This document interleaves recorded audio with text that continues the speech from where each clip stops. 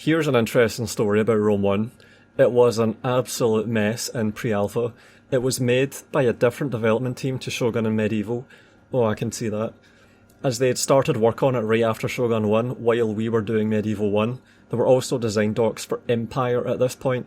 They were on a different floor of the office and left to get on with it, but it seems none of them had played the previous two games and they wanted to do their own thing. A common problem with creative people. They had made a Frankenstein's mess combining Age of Empires and Civilization because they were the two best strategy games at the time. Oh man, does that sound familiar? That's what they did with Hyenas, wasn't it?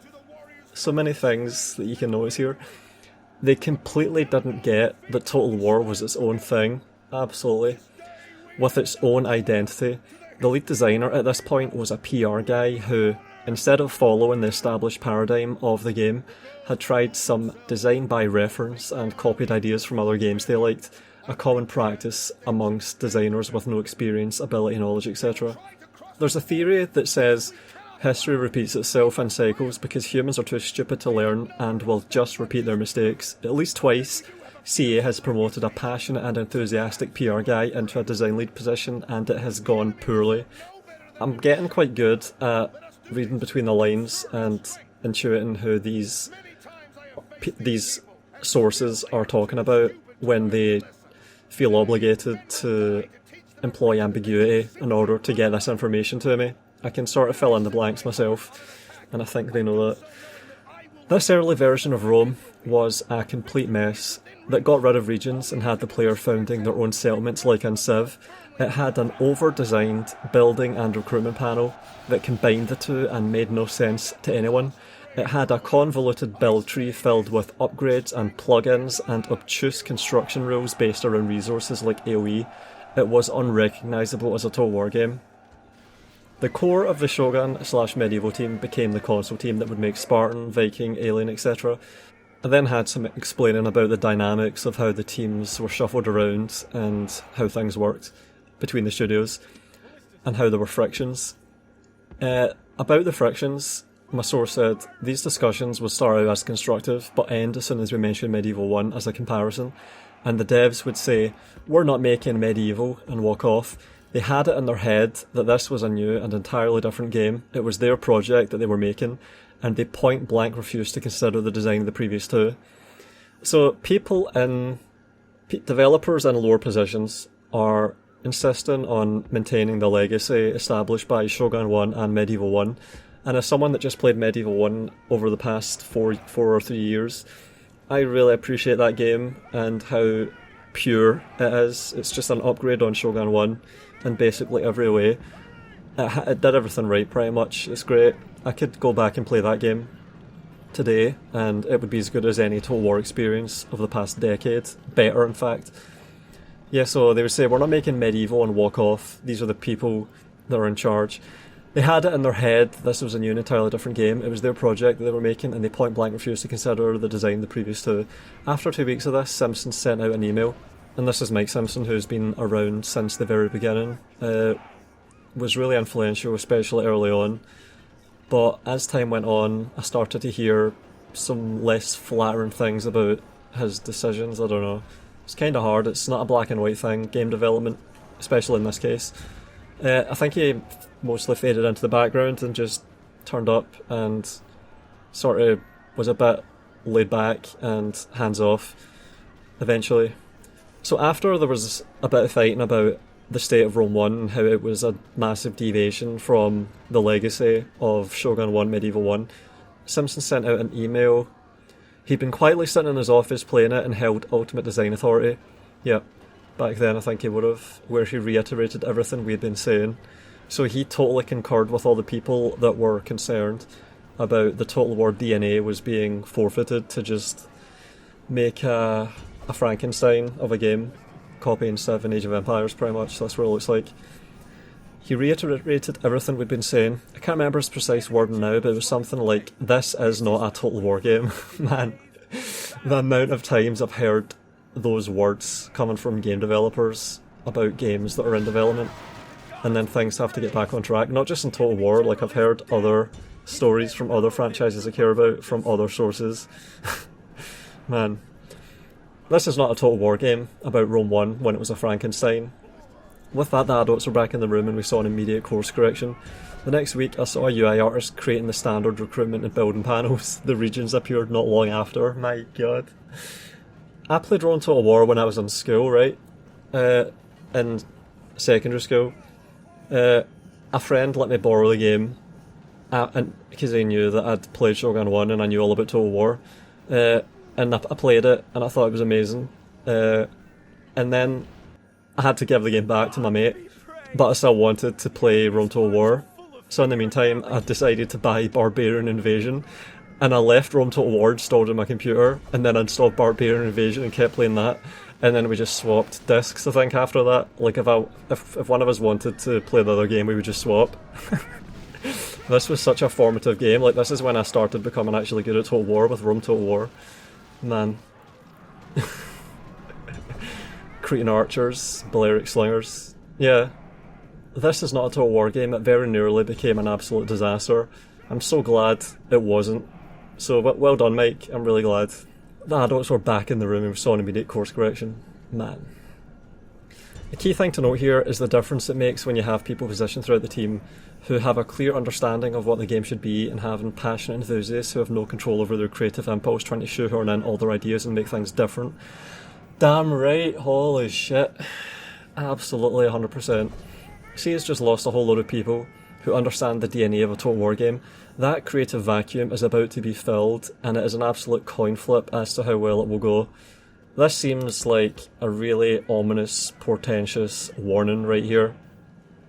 Crew Assembly, I hope you take heed, take notice.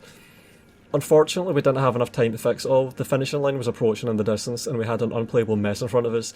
This was a stressful time. Fortunately, we had planned 6 months of polish time to add stuff like the assassination videos, which was immediately reallocated and polish went out the window.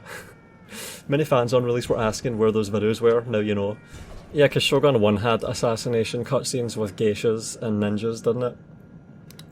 So people were expecting that to come back. Oh well. We also had to ask Activision for more time. We told them it's looking really good. If you just give us 6 more months, it'll be amazing. So yeah, CA doesn't just lie to fans, I guess.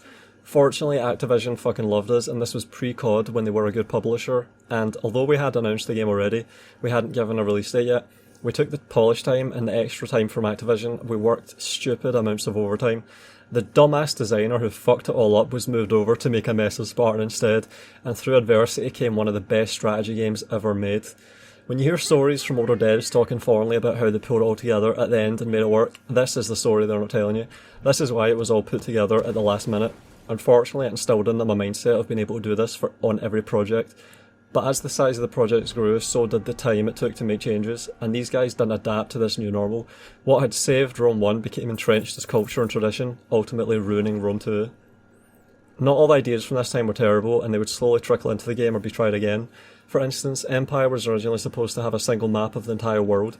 It actually does under the hood, but it's hidden as regions, and when you went to places like Africa, you could play colonizer and build settlements, creating your own regions.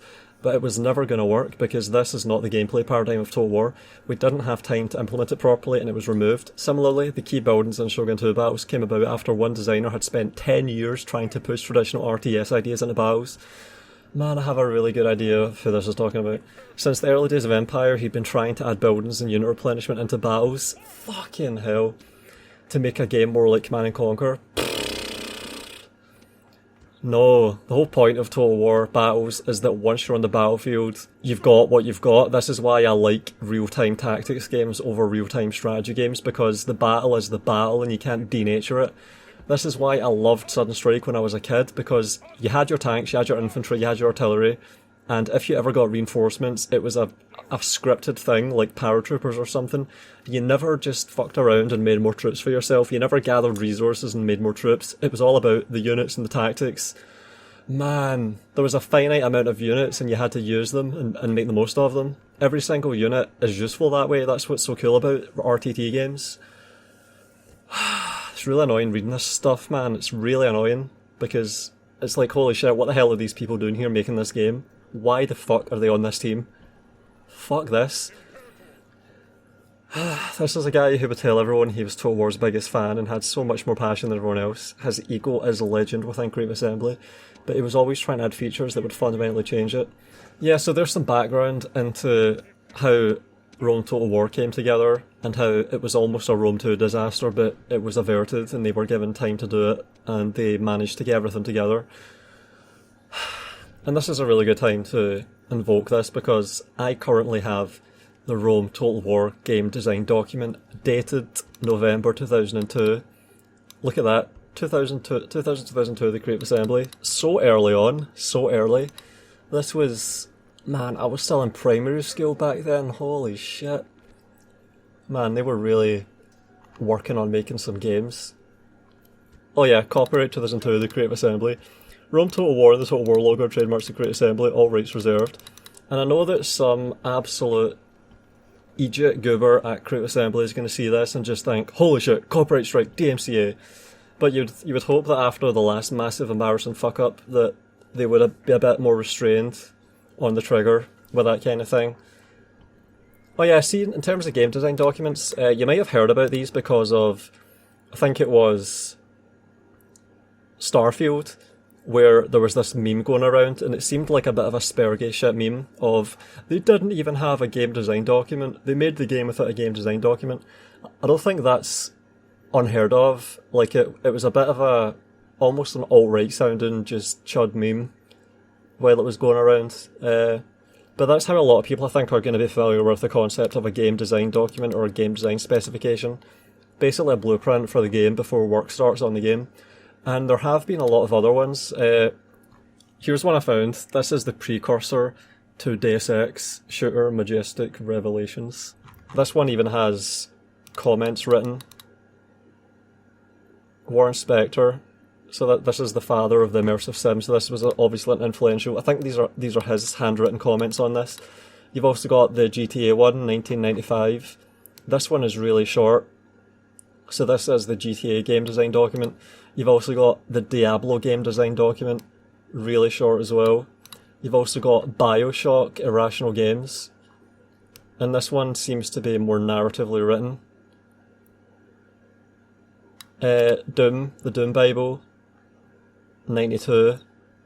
This one's really long. This one is 78 pages. And then you've got System Shock. No wait, Saints Row. Whoops. I think there is a System Shock game design document. But the point is, game design documents are out. We know what they look like. I have to say though, this is the longest one I've ever seen. This is 261 pages. I've went through this entire thing. It took me hours. It was a hell of a slog, and I highlighted things. It'll be funny if Creative Assembly try and do another bullshit DMCA strike on me. See when that DMCA, that failed, flaccid, limp-dicked DMCA strike hit me and just totally flopped. It got the attention of lawyers, of course, as I mentioned before. One of the first and worst things I heard as a point against Creative Assembly filing it was that the mood video in question, the work that was supposedly having its copyright violated, was in itself basically entirely derivative and cobbled together almost wholly from third-party IPs that they didn't ask for permission from to make it, surely, because it was just an internal reference. So the same rationale that they would have been required to use to justify the composition of that work is what I would be using in my own defence to justify covering it under fair dealing. So it's just remarkable that they even filed that in the first place. And it's funny because you also have the same elements at play here because, of course, this document isn't entirely original in the sense that it repeatedly references other games like Civ. My god, the amount of Civ references. Heroes of Might and Magic.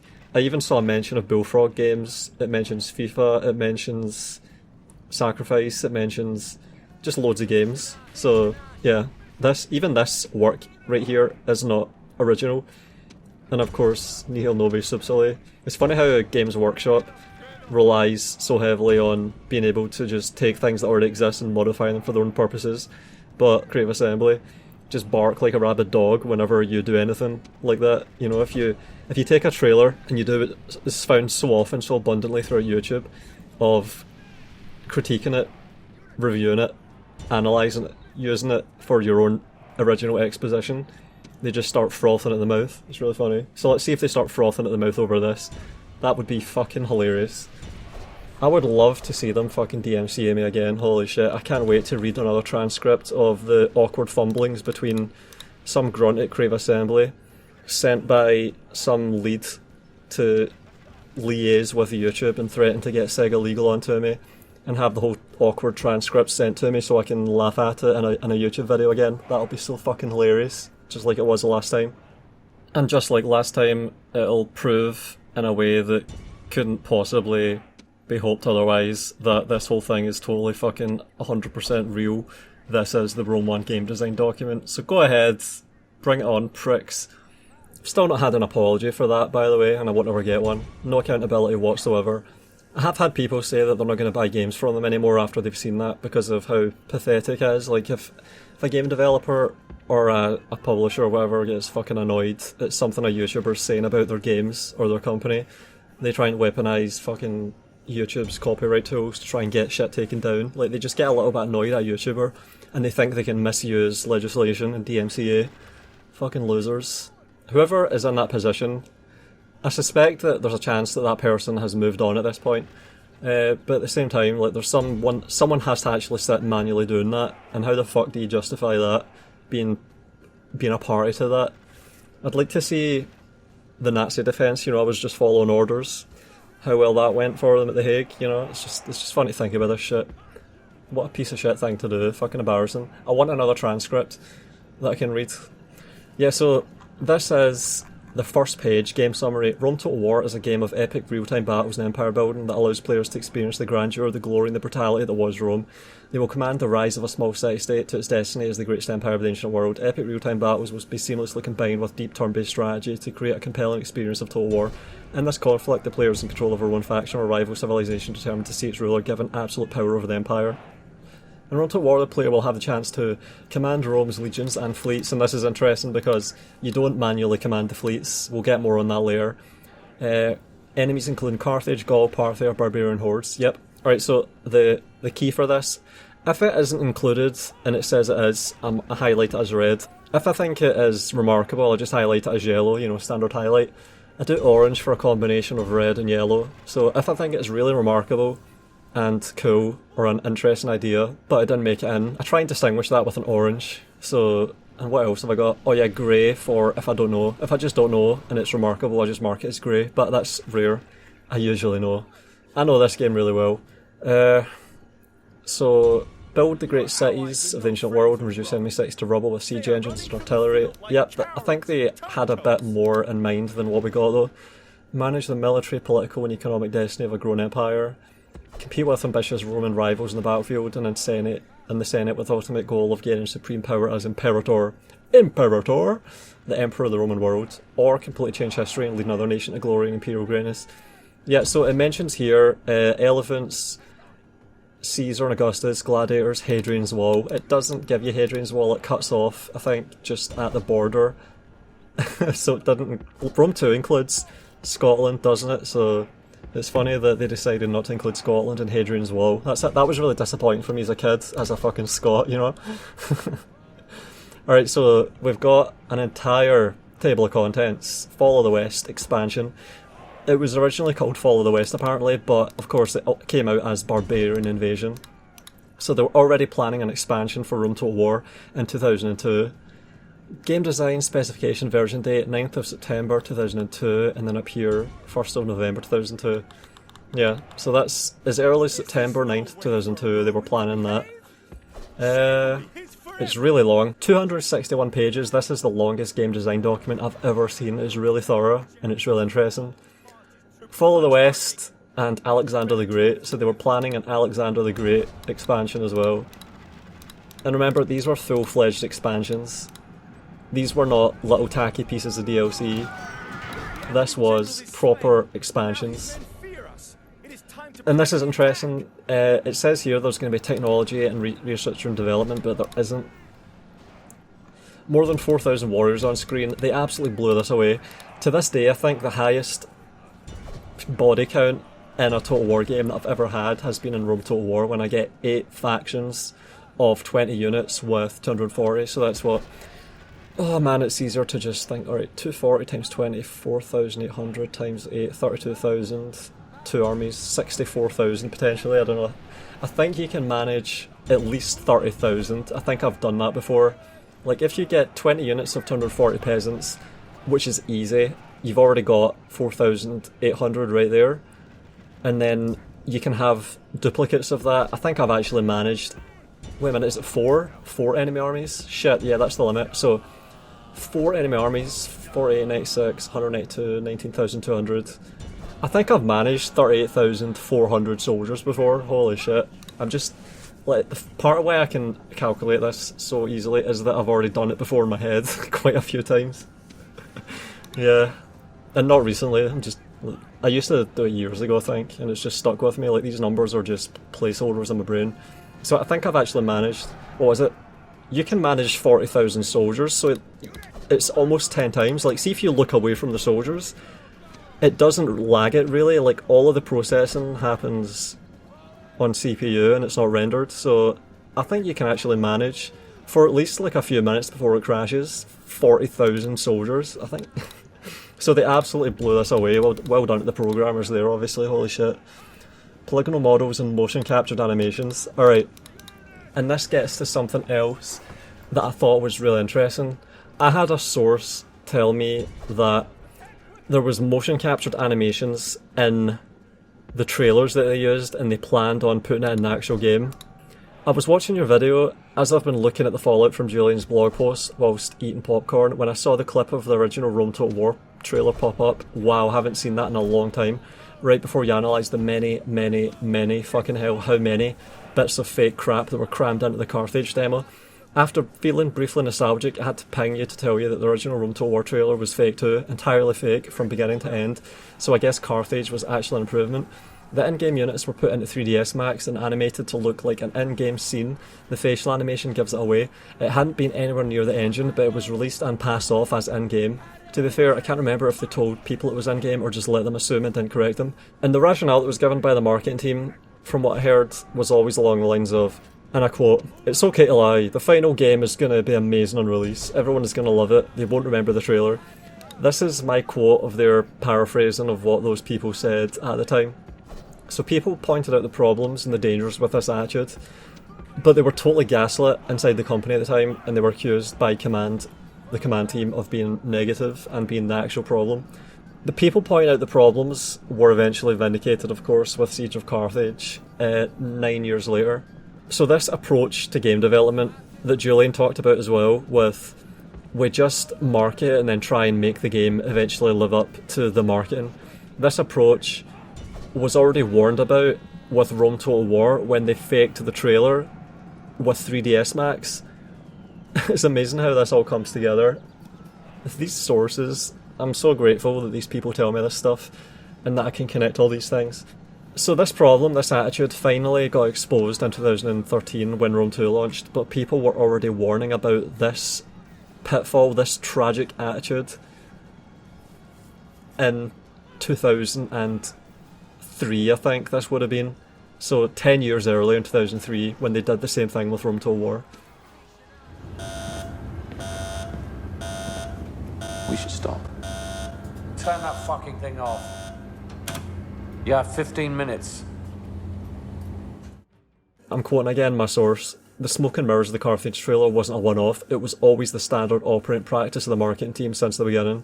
P.S. I'm reliably informed that the QA team did not approve Rome 2 for release, but again, that's standard operating practice. Wow. Holy shit. Yeah, so the motion captured animations were marketed. We can see from the game design document that they planned on putting them into the game, but eventually they had to just abandon that aspiration. And of course, it seems like the game was a bit deceptively marketed as a result. This is the problem with this, man. This marketing that leads... It's the tail wagging the dog. Oh my god. Greater variety of unit types and greater range of actions, as well as engaging in real-time combat. Troops can perform a wide range of actions, including manning siege engines, firing artillery, and riding a range of vehicles from chariots to elephants. Yep, they manage that. But it does say here, destruction of buildings and fortifications with flaming weapons such as exploding naphtha pots. That didn't make it in. Fire arrows, they made it in. Intense pyrotechnic effects, including explosions. Man, we had to wait for Medieval 2 with that, with a cannon. Fire and smoke. And this did make it in. You do see houses burning. Like if you fire trebuchets, not onagers it was back then in North of War. If you fire onagers with flaming shot, their accuracy goes out the window and the shots just go all over the place, including over the walls and into the town. And that's when you will see houses and stuff burning down. Greek fire throwers it mentions here, that didn't make it in. Over 60 unique unit types, from Spartan hoplites to barbarian head hurlers. And this is interesting because depending on how you define a different type of unit, for example, I would consider, as I've mentioned, like there's a video I've made on the fallacy of Total War's unit diversity, where I point out how differentiation is achieved orthogonally. So no amount of increasing, like just think, see in order to explain this orthogonal distinction as opposed to just stat incrementation, the best example I can usually think of is something like in X-Men, no amount of control over iron is going to give any of Professor X's mind control abilities. Iron manipulation, metal manipulation is totally orthogonal to mind control, and you even see that play out in games like Yuri's Revenge. You could magnetron a Rhino tank over to a Yuri clone, and the Yuri clone would mind control it, and that's two different capabilities playing out, synergizing. You could magnetron a tank over a cliff and it would land right beside you in range of a Yuri clone, and then it can be mind controlled. It's good when games have these systems and all these possibilities emerge from them. So whenever you talk about types of units, I would not consider Cretan archers to be a different type of unit from chosen archers, or even really, like see foresters for the Gauls, they have a spear as a secondary weapon, so that's a bit different, but at the same time it's just it doesn't function any differently really from a sword. So whenever I see unique unit types, I'm always really suspicious. I don't think it's anywhere near that. I think it's probably going to be more like 10 or 20 or 30. But if you count the actual different units in terms of what the game ships with, and then you remove all of the overlap, like both the Gauls and the Germans have a warband unit, which is just a light spear infantry, so that would count as one unit. But even if you remove all the duplications, I still think it would only be in the dozens. I don't think it's going to be hundreds. Yeah, it really depends on how you define a unique unit type. Special weapons, including war dogs, scythe chariots, elephants and incendiary pigs. Yep, this made it. Varied battlefield terrain which affects combat, including deserts, mountains, coastal zones and forests. And by the way, these typos are what came with the document. Like, see the person that wrote this document? They obviously have a good brain, but I'm just speculating here, but is the person dyslexic? Because I've noticed a few of these things. That's not shitting on him, by the way, that's just my explanation for these consistent idiosyncrasies. Yeah, so this is good though. Varied battlefield terrain which affects combat. This is what we all want. The people that have played Shogun 1, Medieval 1, Rome Total War, Medieval 2, even Shogun 2. Like, we care about terrain. Like, terrain is really important.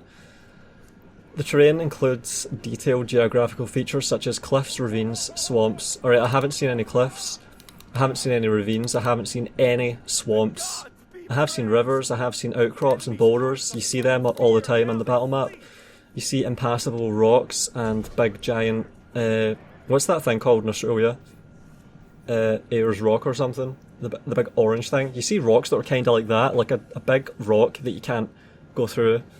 That's in the game. Day to night cycles and night battles. Alright, night battles made it into Barbarian Invasion, but there's no day to night cycle. Decide on a dawn attack or slip away under the cover of darkness. You can't do this. This was planned, didn't make it. There's loads of this, by the way, stuff that was planned here but didn't make it, which is not atypical. This is quite normal in game development. It's just, I do think there's a lot, and there's a lot of stuff that is a good idea that we've never seen, and there's a lot of stuff that, as my source said earlier, they planned on but didn't do and then tried again for a later game. Sometimes 10 years later with Rome 2.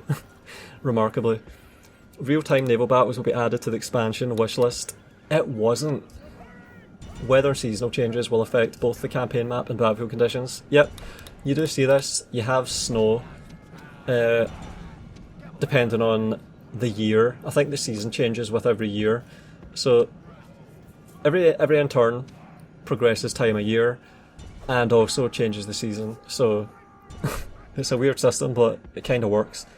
Deep turn-based gameplay brings the Roman world to life.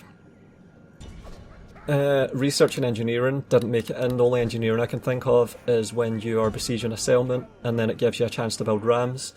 And this is really interesting here.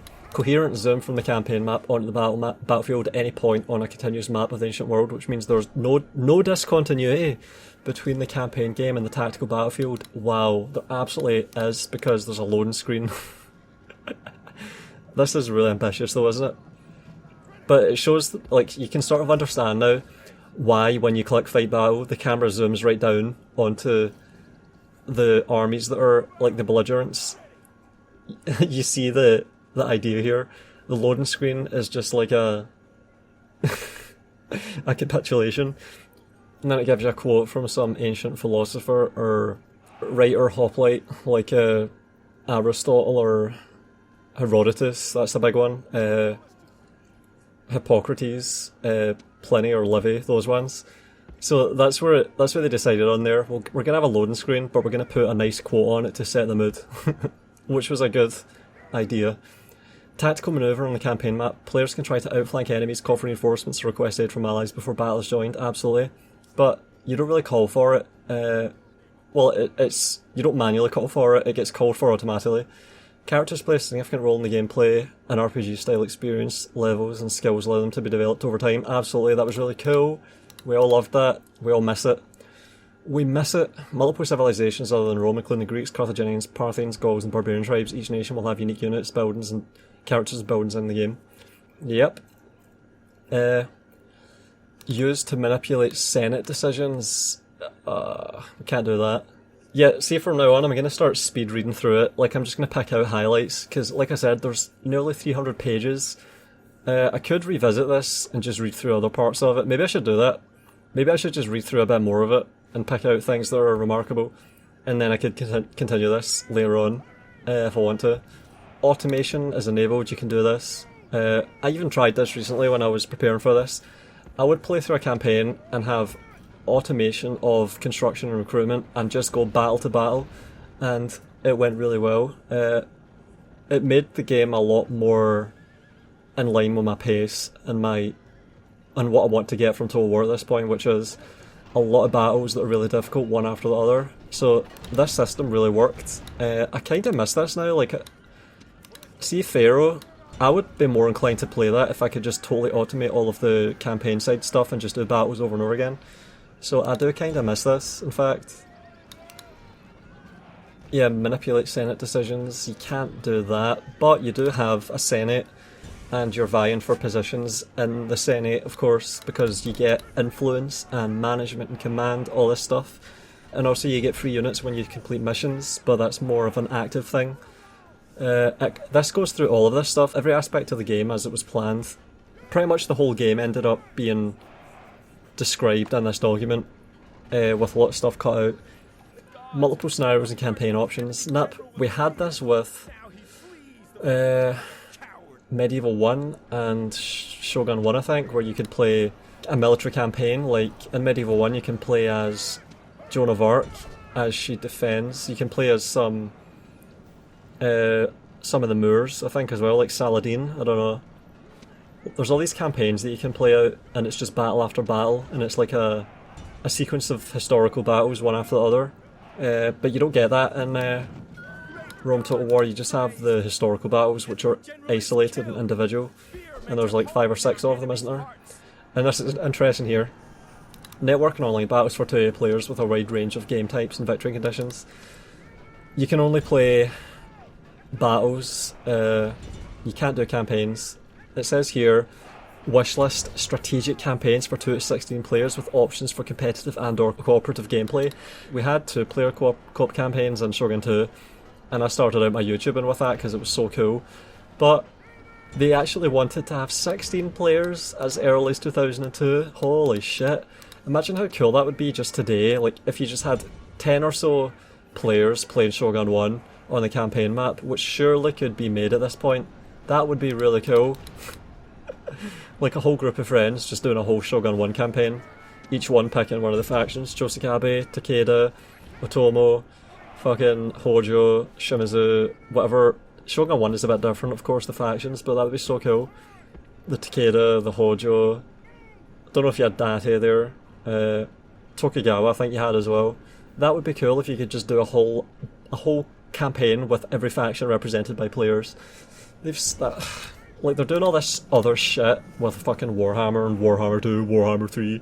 Just make one really cool new fucking game that's remotely original, that builds on the Total War formula, that's so obvious to anyone that fucking knows anything about this franchise. That would be really cool, and they still haven't done it. They remastered Rome Total War without giving us a fucking 10-player co-op. What the hell are they doing? I think that's part of how this document got leaked, by the way, because they made a build for Pharaoh to use, I think, to make the remaster, and hosted it on Steam for whatever fucking reason. This is what I've heard, I'm just piecing it together. I was sent this by someone that's in one of these Discord groups, so this document has percolated through the hardcore modern community and all the rest of it. And I think that's happened because someone found a way to just download the whole of the source code for Rome Total War, and that included this document as part of it, because I got a whole set of files, not just this document. And I think it's because Creative Assembly just fucked up, as they always do, and made the whole source code for Rome Total War available on Steam. Oh man, you couldn't make it up. So that's how we have this document now. And yet, they remastered Rome Total War, and they didn't actually give us any of this stuff. In fact, the multiplayer doesn't even work properly, I've heard. Even just 1v1 multiplayer battles are just a fucking buggy mess, and people crash out of them. That was a big laugh when the remaster launched. Like, they could have made a massive co-op campaign option. That would be an ultimate feature that you could market the game on. A massive 10-player synchronized co-op campaign or something, and they just didn't even bother. Like, fuck it, nah. Wishlist: persistent online armies. Players can do battle ongoing campaigns with persistent armies hosted on a remote server. Battle.net. This enables players to accumulate experienced troops, denarii and collectibles. This reminds me of Avatar, such as unique weapons or trophies through long-term online play. So you have the seeds of Avatar Conquest that we got in Shogun 2 in 2011. A decade after this, nearly. Man. Game is to be intuitive to play, pick up and play interface, and work in accordance with the player's common sense and experience of previous Total War titles, Windows and popular RTS conventions. Immediately accessible. Focus will be given on the first 30 minutes of playing, ensuring that it's easy to understand and properly toured. Got the in-game advisor, and this is remarkable. I've got this with yellow. The gameplay should be addictive. We want the player to lose track of time while they're playing and feel that there's a reason for just one more go. There should be a constant drip feed of new rewards and novelties to keep the player interested in finding out what is going to happen next. Making the game addictive is achieved by a tech tree which constantly provides cool new rewards to the player as they advance. You didn't have a tech tree, but I think you had what they replaced it with, which is just building upgrade paths. The tech tree, I think, came in Empire. That was when they first actually did that. But in the meantime, with Rome Total War, you just had successive city levels with better and better buildings that opened up new units, which is a great system. So, no tech tree, but something close to it. Oh man, I'm getting hot. And a campaign map which provides rewards as you explore. Kinda, like, you did have wonders. You did have new mercenaries that you could discover, like Balearics and mercenary hoplites on the Greek peninsula. You had Rhodians, you had... what are those Spanish ones? Spanish mercenaries, which are kinda like legionnaires. Elephants on North Africa. You had that stuff. I think you had elephants in Parthia as well, maybe, or... Nah, don't think so. I think it's just North Africa where you can get elephants. I think the Parthians... I Do the Parthians have elephants? Do you get camel mercenaries? I don't know, but see if you cover the whole map, you can get access to all of these types of units that your faction usually doesn't, an incentive to expand on top of the wonders. Rich content including a wide range of factions, characters, units, buildings and events for the character to explore. RPG style gameplay and addictiveness and rewards through the characters, yep, covered that. Game should be deep, meaning that there are hundreds of hours of gameplay. Well, I did manage that, absolutely. And the game won't necessarily have to be played the same way each time. Oh yeah. Associated with the depth is the fact that the game should have significant replay value. These objectives are achieved through strategic depth. Oh yeah, both the battles and the campaign map have a wide range of viable strategies for victory, and every strategy has a valid counter strategy. This was interesting because I don't know if they really managed this. Hoplites were so strong, Cretan archers and Rhodian slingers are just really strong. I don't know, man. They kind of managed it, didn't they? It's really easy though with bridge battles and with hoplites and with city gates and with a relatively weak AI that I think Medieval 1 did better in a lot of ways. Like, see in Rome Total War, they do still have an organised sort of retreat from a bad fight that they're losing, but it's not as rational as Medieval 1. Usually they'll wait until they're totally overwhelmed, like the odds are so bad before they're out, and usually less than 20% of the army will make it away. Just an immediate comparison between Rome 1 and Medieval 1 for you. And the AI can't do anything about pikes pretty much, they just don't know what to do, so they just get slaughtered. So they tried, and I think they did alright. There's a wide range of difficulty, meaning the game can immediately be picked up or used as a sandbox, but it'll provide a serious challenge to master. Yeah, in hindsight I can say the game's easy, but at the time when I was a kid it was like, holy shit, what do I do? How do I take over Greece when the AI has all these hoplites and I just have a few units of hastati? So they did manage this for new players, absolutely. Strong multiplayer support means that even when the single player game has been conquered, there will always be new challenges against other human players. Yeah, and Rome Total War of course had a big multiplayer fandom, but they didn't achieve any of the things they were mentioning with nascent Avatar Conquest or a massive multiplayer co-op thing. Editors mean players can constantly create and share new gameplay experiences. I think there are tools for this, but I really don't know, I can't comment. I've not been involved in that stuff. The Imperial campaign should be somewhat quicker than the full campaign in Medieval Total War. I thought that was remarkable, worth mentioning that. That's usually the opposite direction you want to go. Usually as you get bigger and bigger and make more and more ambitious games, you want the campaign to get longer, harder. Like, think Witcher games, for example. Witcher 3 is just a hell of a chunky game. What other ones? What other good examples? There's got to be more. GTA probably did this as well. I don't know. I didn't really like GTA 4. GTA 5 I was a bit indifferent towards, but San Andreas, Vice City over GTA 3, yeah, that's an example of where they managed it, I think. And of course Witcher definitely I think did. 2 turns per year covering a period of up to 250 years. Is it? Or is it just 1 a year? Most games will end before reaching this date. If this proves too long, then the turns may be reduced to 1 per year. Did they do this? Rome Total War turns per year. Alright, it is 2 turns per year, and it starts at 270 BC, ends in 1480, so that's 568 turns. Wow. Man, it feels so fast though when I'm playing it and I'm just skipping through turns. It feels like my generals get really old and die really fast.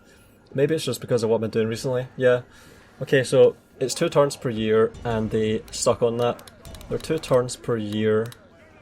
Alright. There we go. I'm gonna mark that as red. Alright.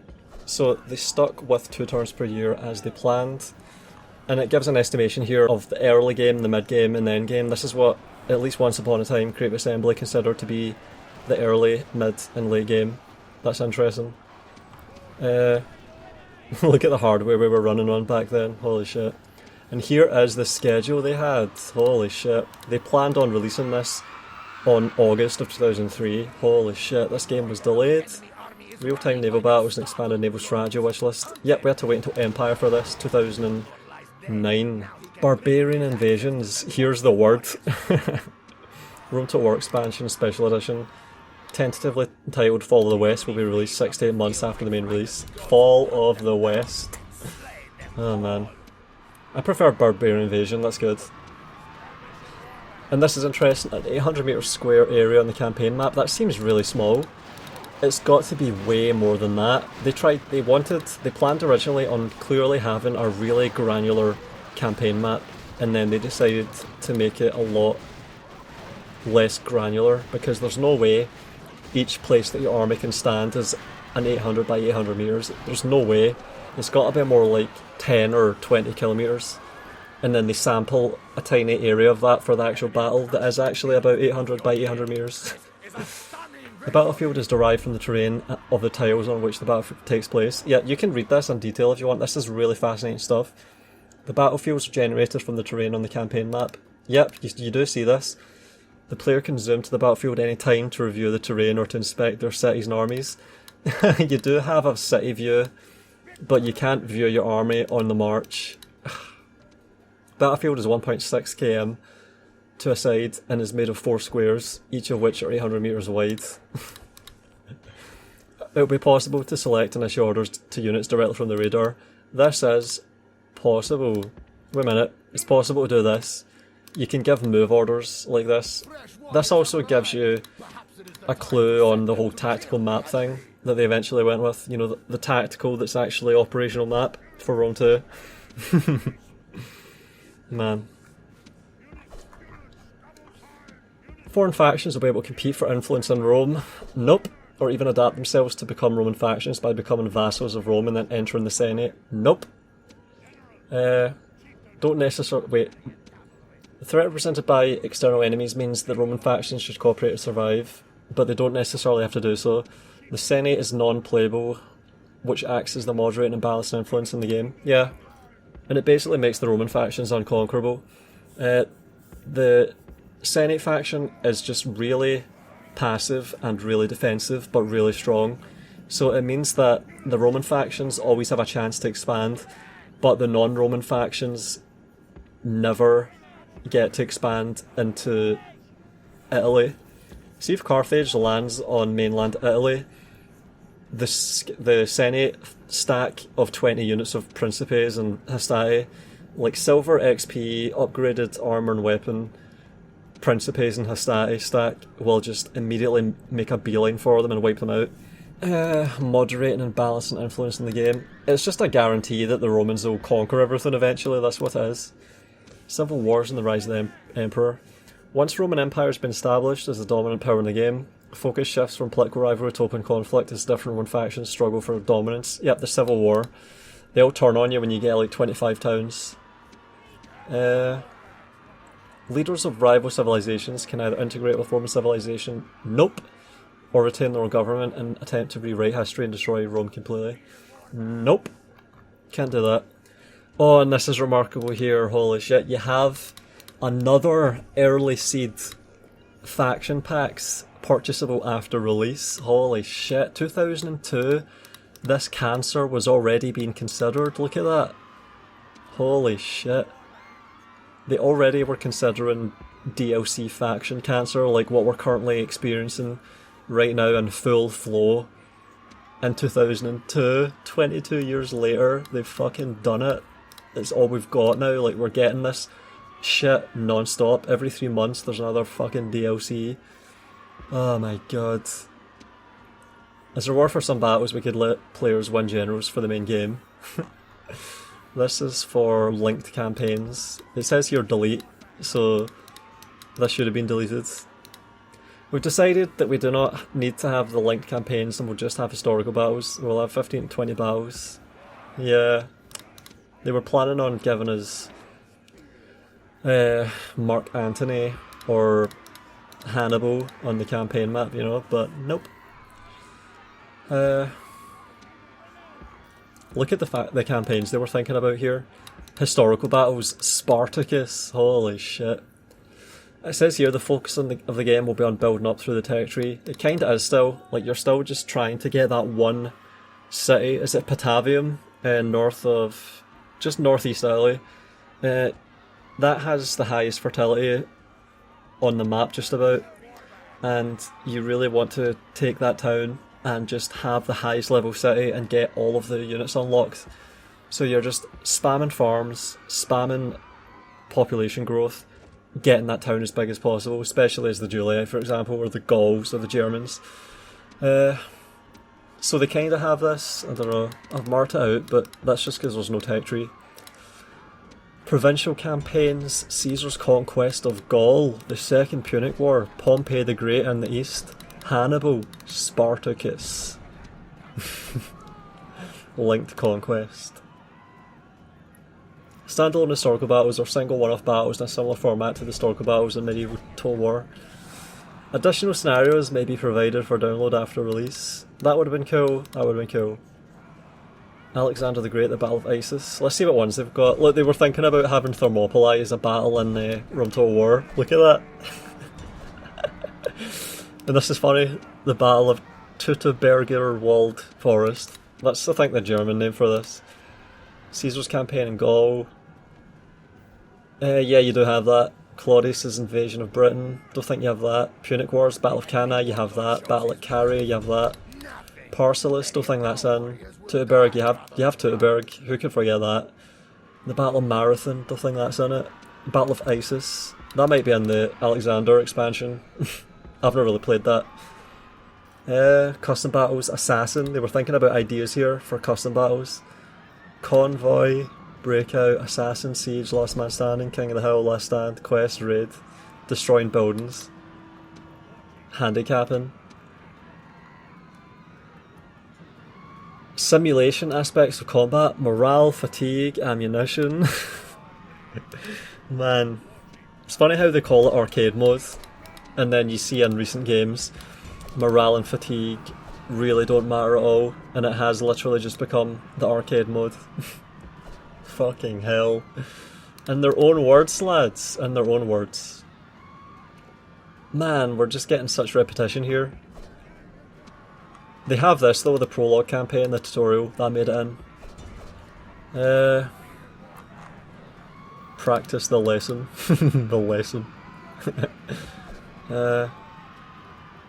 Carpets of forest would look better than the current huge individual trees. Yeah, I remember I was showing my dad Total War, and he was like, holy shit, those trees are massive, what is that? That looks silly. That looks dumb. And they've got that as recently as 3 Kingdoms, giant trees. Rivers, the 90-degree turns are a real eyesore. The river mouths obviously need to be fixed. The water surface isn't awful, but it's not as good as other games. Once again, Warcraft 3 is lovely. And by the way, see if I do Civ 3, ctrl+f Civ 3, alright, 300 pages, let it take its time.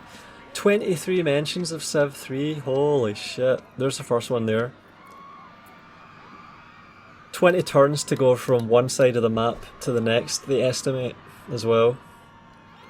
Armies can move further in their own territory than in enemy territory. This is done as a basic simulation of logistic effects. This is how you simulate logistics, lads. You don't just have a bullshit plus 50% upkeep to every additional group of units. Fucking disgusting. Forced March wishlist. They eventually made this in, was it Rome 2 that it emerged? Armies can be ordered to march further than their normal movement distance in a turn. Armies ordered to force march will be fatigued if they fight a battle within... Alright, don't finish the sentence. Wait, within the next turn their loyalty will be decreased. If they force march over successive turns, then the rate at which their loyalty declines will accelerate. And they had a plan for loyalty as well, but that's not made it in. Difficulty level will vary. Difficulty settings will vary both the level of the AI of the computer and also the degree to which the computer cheats. With things such as money and combat calculations. Holy shit. No. Just cheat with money. Just leave it at money, my god. Rome Total War didn't really suffer from that a lot. From conversations I've had with other devs, the rock, paper, scissors is a good way of thinking about this. See in Rome Total War, the rock, paper, scissors, the game logic exists. Hoplites do well in head-on charges from cavalry. Like, when cavalry charges hoplites on easy or expert, which they've renamed this to very hard, it was called expert in Medieval 1. Even on very hard, if an enemy general charges your hoplites that are in phalanx, that unit will get massacred. The game logic is conserved. Whereas in Rome 2, it's not the same at all. It's just as a good example. Aging. I'm not going to fix that. Number of men per unit. It's possible to scale the standard number of men in a standard legion to 20, 40 or 80 soldiers depending on the specification of the PC. You can actually do up to 160, or for an early first legionary cohort, you can have 240 men. 240 men in a legionnaire unit, professional trained legionnaires, 240. They really exceeded what they specified here. So they went for maximising the spectacle, having loads of men, and I think it worked. This is really cool. They've went backwards since then. The units have just been getting smaller and smaller with every game, and it's so fucking disappointing. So back here, they were aiming presumably quite high, having 20, 40 or 80 soldiers per unit. That's reasonable. That's probably in line with Medieval 1, pretty much. But we've never kept scaling up. It's really, really disappointing. We should have 480 men units or something at this point. They should find a way to do it and make it work. The spectacle has just not been built on any further. They've just given up, clearly. Man. They used to be exceeding their own expectations. And this is funny. Civ 3 and Heroes of Might and Magic. Oh man. Other Roman factions, purple, red, blue. They eventually settled on red, green, blue, and purple as the Senate.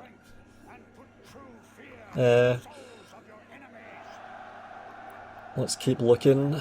Civ 3, Civ 3. Look at all of these Civ 3 mentions, holy shit. Civ 3.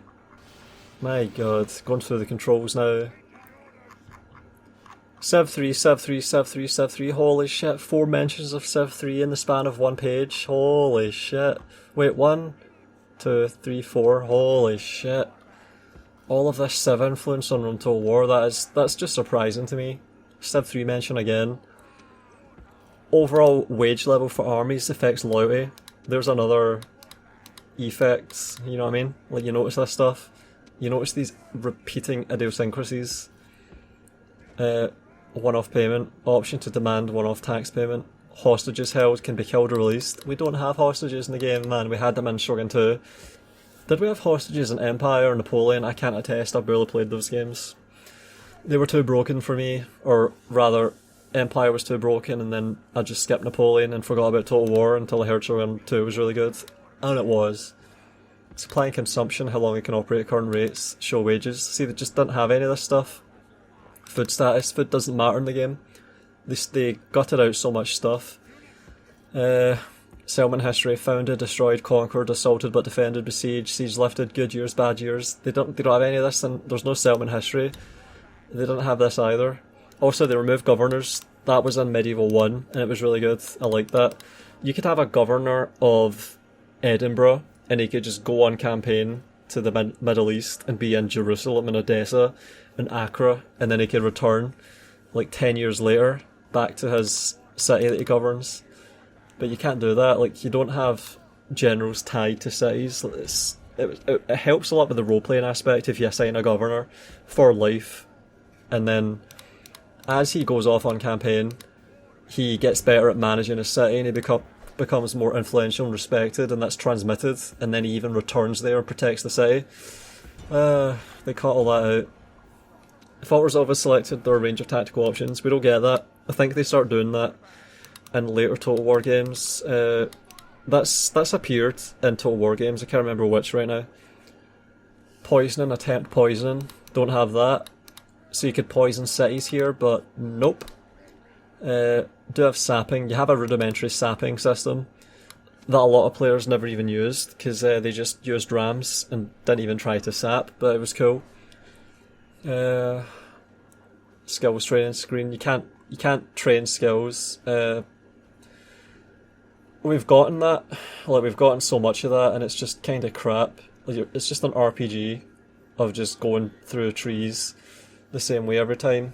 Even in Shogun 2, you only use like 2 or 3 things.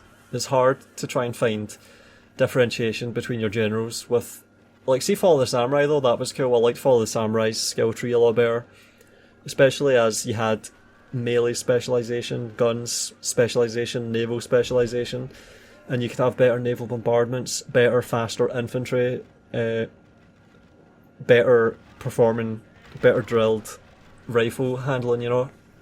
So this skills thing worked a lot better than that, but I would like it if, like, this is cool, skills available to be learnt in settlement. This would be cool, like if you had academies and they could actually get educated there, like you'd sort of have instead when you build academies. Like, that is a cool system. We don't have that anymore.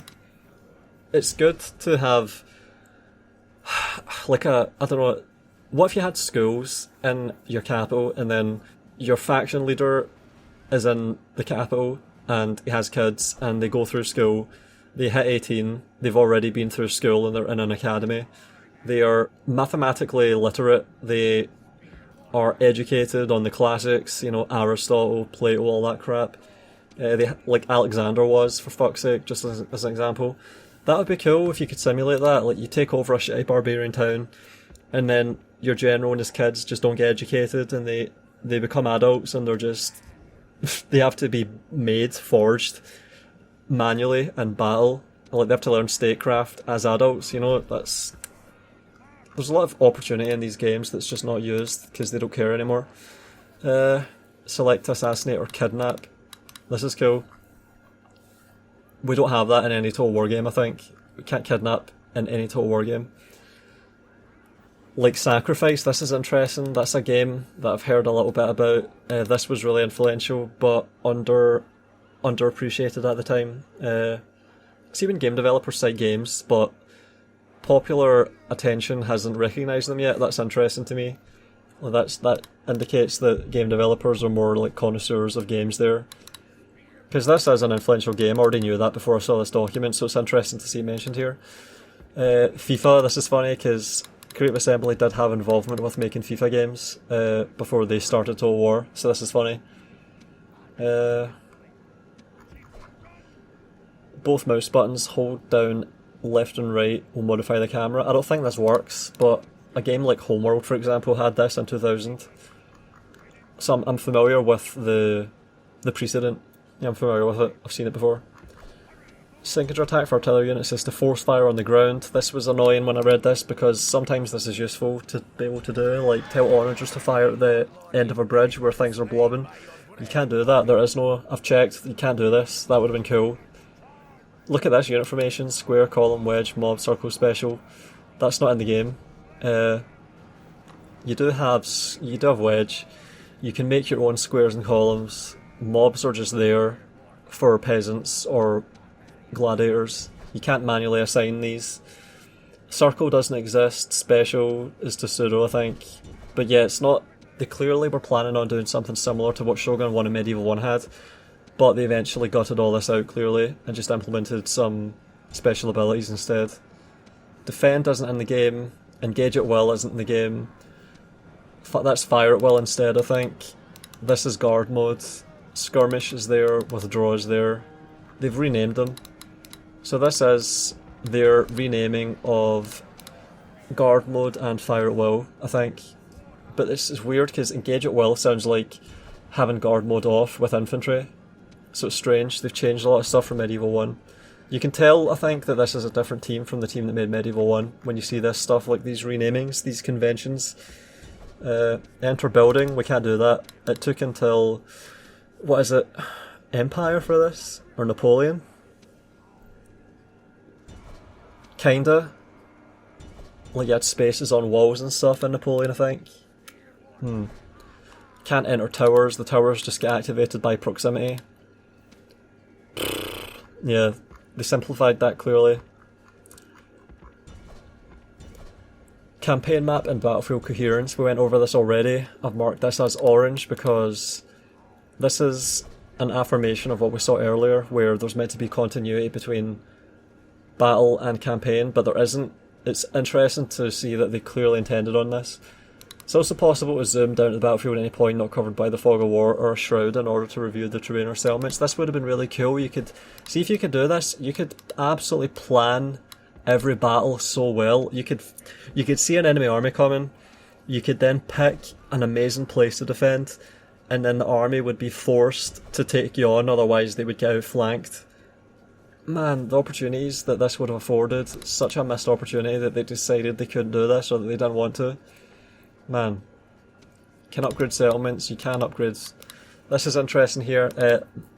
Expanding farmland and deforestation will be reflected on the campaign map in the battlefield. It is, I think, but maybe not as ambitiously as they hoped. You do see farms on the battle map, and it might be farms that either appear...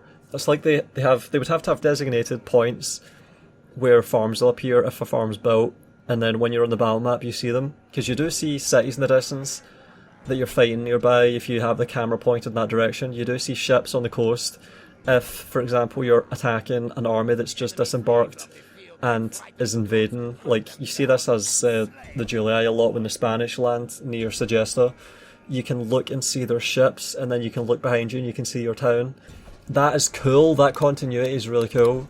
They've just totally lost that since.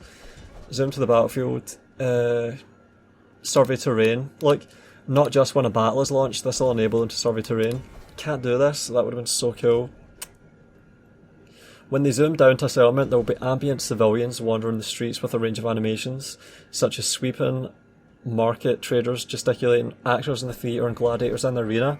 If there's an army garrison, they'll be able to review them and move them around. Oh my god, you can't do any of this, you just have wandering civilians when there's not a battle. They planned on having civilians during battles here, but it took until, what, Attila for that, I think? Man. Transition from campaign map to battlefields.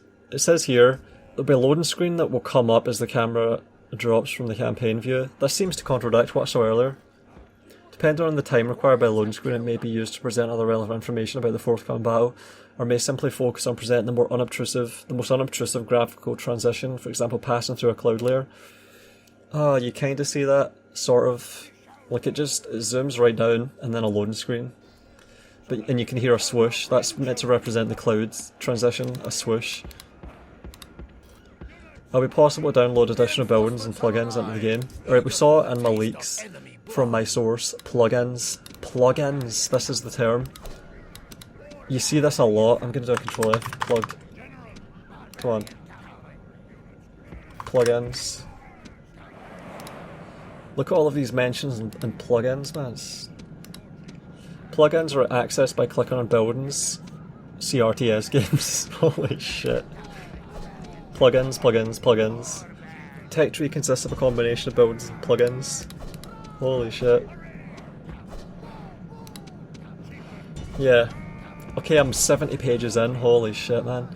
Look at this here. There's so much in this. 260 pages, and it's all just as interesting as this has been.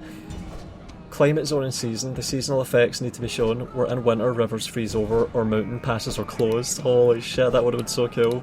If the Alps just close up during winter and then the only person that can actually go over them is Hannibal. That would be orthogonal as fuck. Rivers freeze over. Oh man. And it also mentions ice breaking as well. Oh man, there's so much ice break. Let's have a look at this. Man, every ctrl+f takes so long because it has to scan 260 pages. Ice.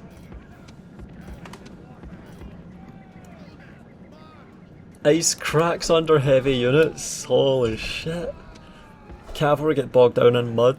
Oh. Infantry can cross mud, but cavalry get bogged down. Oh man. Oh yeah, here it is again. Ice wishlist can break under weight of heavy units, causing death. Ice has a thickness level varying by season, which can be compared to the weight of the units above it. Holy shit.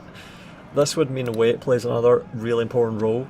Like, the most heavily armoured cataphracts or Roman infantry would just break ice, and that would be another reason for cataphracts to stay where they came from, wouldn't it?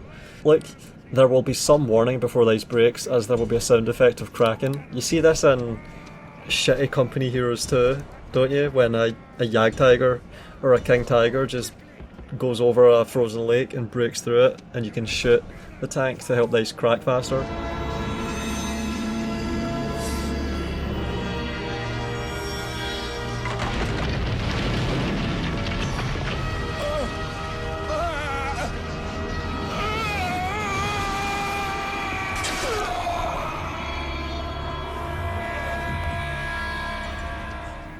Missile units burn artillery at the top of a cliff will be able to see units below and possibly shoot them. You don't have cliffs. Falling debris from walls can damage units. I've been corrected on this. I thought this wasn't in the game, but it is. That happens. That actually happens. Some buildings with steps on the side can be climbed and units can be destroyed on top of them. Nope. Alright, I need to stop. I'm getting ahead now. I need to go back up to 70, is it? 71. Look at how much this is. As I said, this is the longest game design document I've ever seen. It's really long. Resource gathering, armies can forage for food. Man. They managed this. This is one of those features that were really cool to me as a kid. Trade routes will be indicated with moving caravans or ships.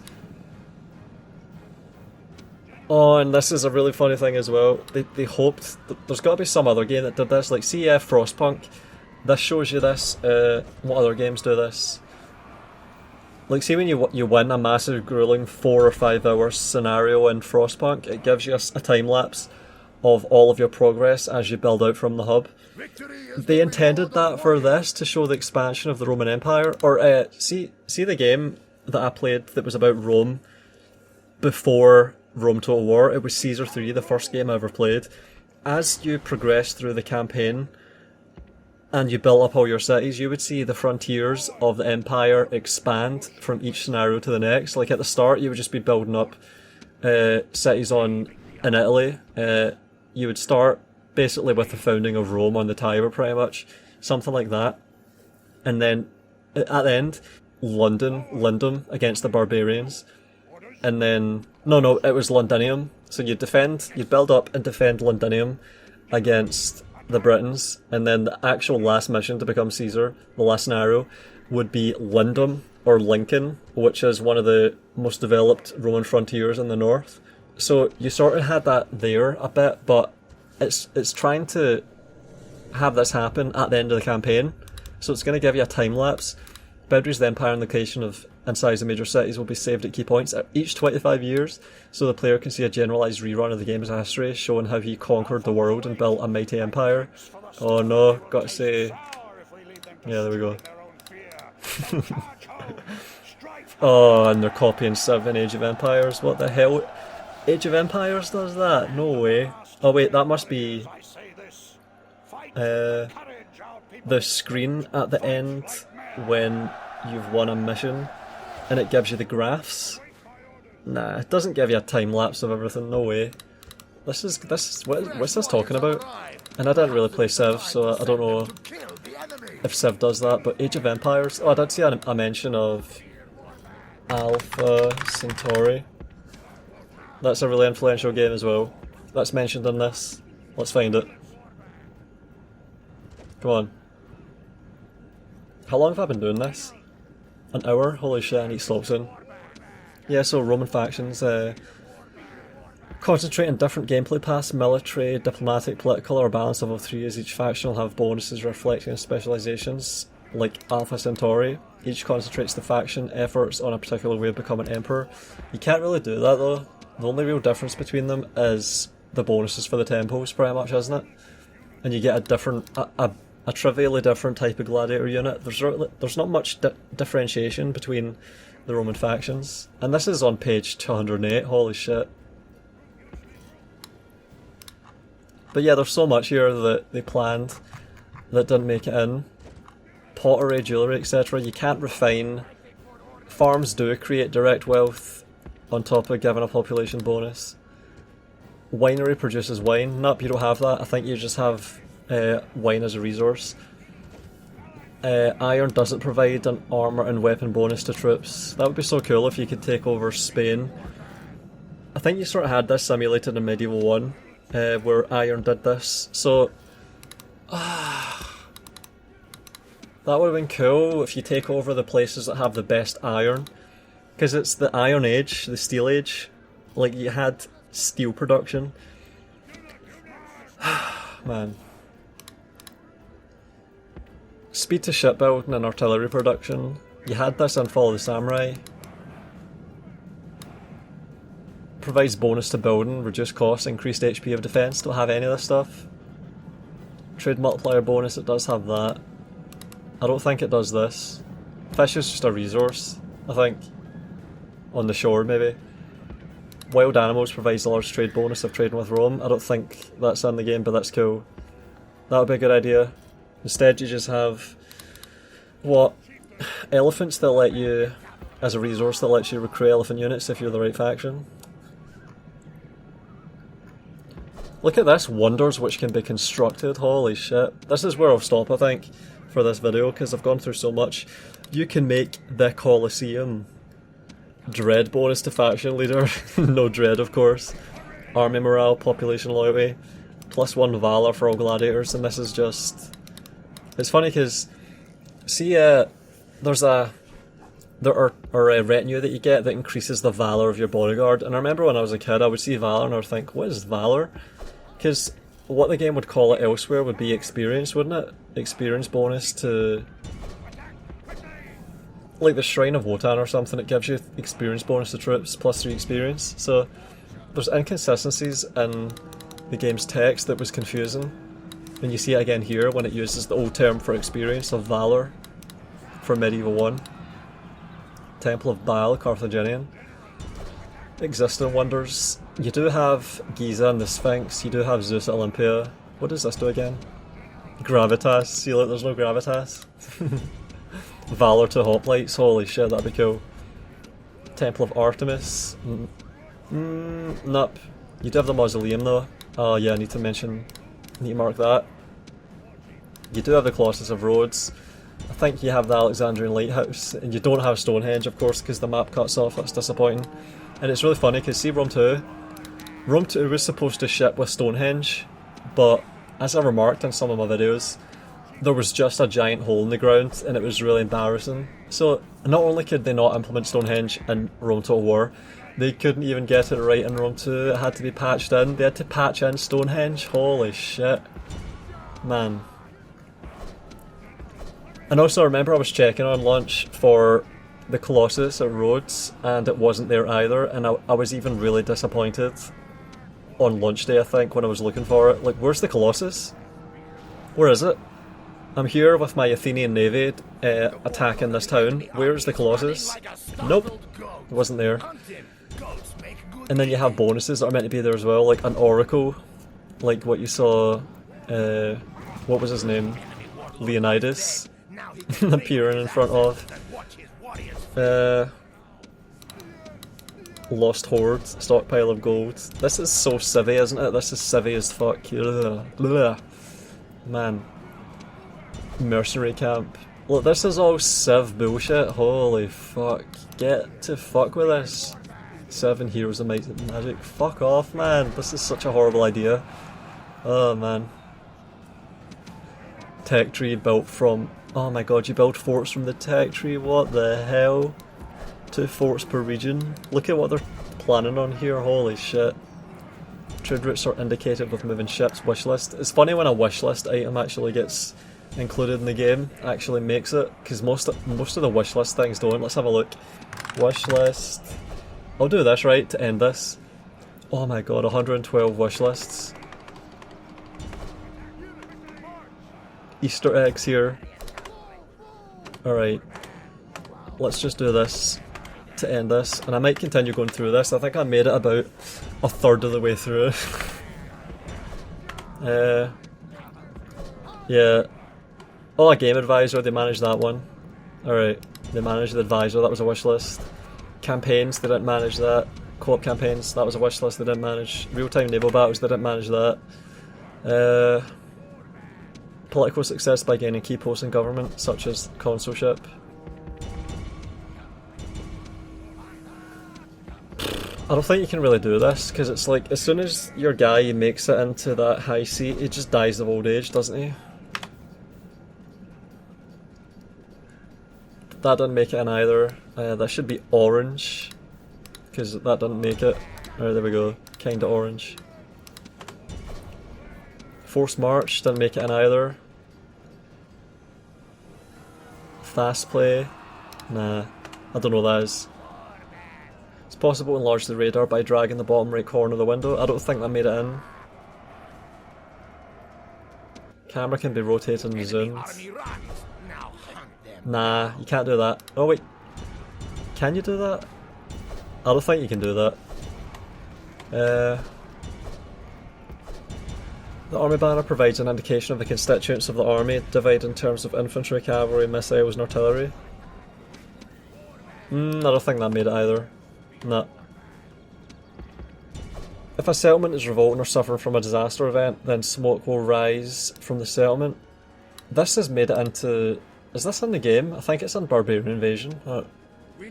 That's remarkable, I'll have to revisit that. Toggle the view between the view of the settlement and the map and a pre-generated snapshot of the battlefield view of the settlement. Nah, can't do that either.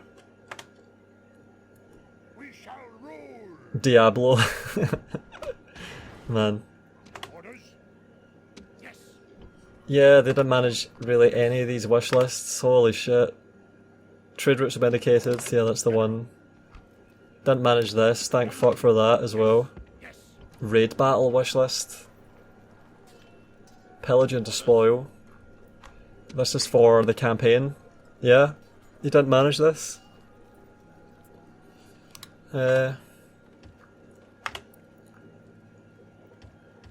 Names will change automatically when the culture of the settlement changes. Holy shit, they didn't have that. They had this in... Was it Medieval 2? I think they had that in Medieval 2.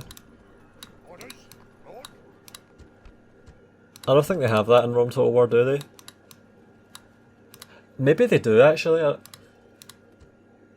remember editing the names of something in one of the games. It might just be Medieval 2 though. I'll grey this out, I'm not sure.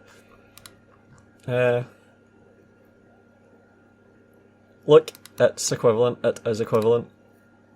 Alright, more wish lists. Building time can be accelerated by spending additional denarii. Civ 3, holy shit. This has made it into games like 3K. I remember playing Three Kingdoms and seeing this and thinking, what the hell is this? Where did they get this idea? Civ 3. Buildings in the course of being built may have scaffold on the outside to show that they're not yet active. That'd be really cool, but they don't have that. Oh man. When a player zooms down to look at the countryside or farmland, there will be some peasants and animals wandering around. The animals will include horses, pigs and dogs, all taken from army units, and may also include sheep, cattle and chickens. Nope. Don't have that. Dolphins and sharks may be seen at sea. When will you be at sea and see that? When?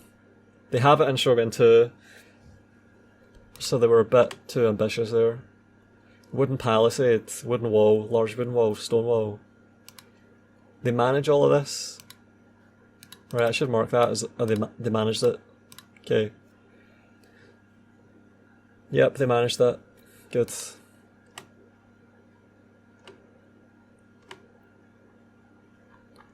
Other defences, rocks, hot sand, boiling oil. Does Rome Total War have boiling oil? It's been so long since I actually assaulted a gate. I think it does. Medieval 2 absolutely definitely does. Rocks would be so cool though, that'd be really cool. Like if there were piles of rocks and they threw them down. Hot sand, that'd be so cool as well. Holy shit. This stuff is all really cool. I want to explore all of these systems and see how they work and how best to use them. But instead they went with some bullshit RTS thing and Warhammer 3 where, oh my god, you spend your points and and a tower just appears out of nowhere. Or 3K where you just build up obstacles and the enemy can just get stuck on them and knock them down. Oh my god. Oh, I saw Bullfrog there. Bullfrog Games, Advisors and History of Bullfrog Games, Dungeon Keeper was so good. Advisors will pop up to prompt the player regarding resource requirements and suggested strategies. I've turned this all off, but I remember when I was a kid seeing this. So they did include that. I recommend building a market. This will improve trade income. Rivers can also freeze over, allowing them to cross by armies. Did Barbarian Invasion have that? Man, that's interesting. Sometimes it's like, these things are, how would you notice these things? Are there times where you're playing Rome Total War where if you haven't built a road yet, which is what makes bridges appear, the river can be passable by armies because it's frozen? Oh, fuck. I don't think this is in, but I'm not 100% sure. Single piece units such as elephants and artillery can be combined so that there are multiple pieces in a single unit. Kensai and Shogun.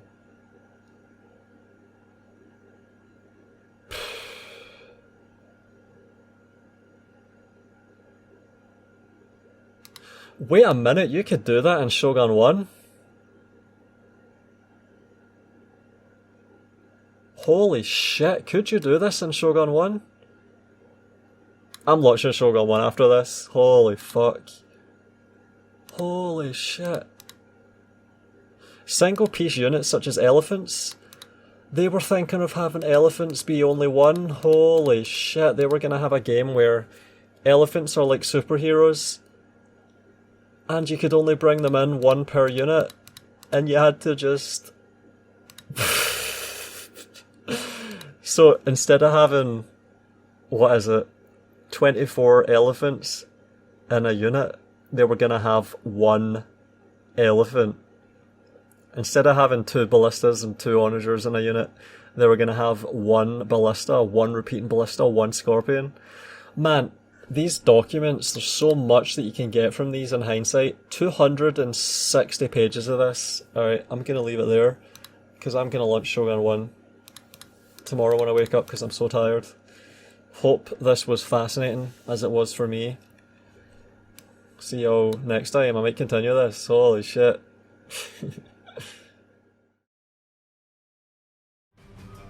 Thanks, as always, to my patrons for their support, which is a big part of the motivation for me to be here doing this. I do my best to reward patrons with perks, which includes monthly updates on what I'm planning and what I'm thinking. Special thanks to Matteo Olivetti, Nathan Black and Badr Nasser